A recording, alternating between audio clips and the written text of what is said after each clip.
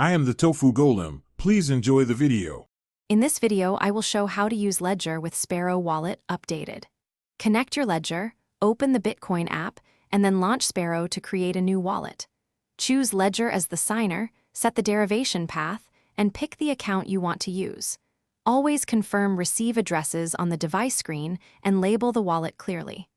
I will walk you step by step and point out common pitfalls to avoid.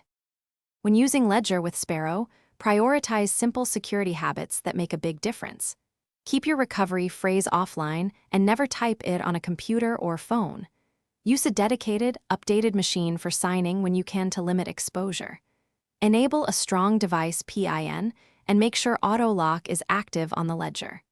These small steps reduce risk and keep your funds safer while you manage wallets comfortably. If you're finding this helpful, please subscribe and like to support more practical guides. Quick recommendation: grab Little Tree's black ice to keep your car smelling fresh after long wallet setup sessions, because setup time deserves a pleasant ride home. It's a tiny, fun upgrade that pairs well with tech tasks and saves you from stinky surprises. Check the description for the link and other deals, and now let's get back to the video.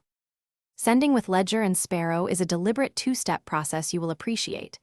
Build the transaction in Sparrow, double-check outputs and the total amount, then set an appropriate fee with the slider. When you hit sign, the Ledger displays each output and amount. Verify every prompt matches Sparrow before approving. If anything looks off, cancel and re-evaluate the transaction. This routine keeps mistakes and malicious attempts from slipping through. Thanks for watching. Consider subscribing if we helped you today.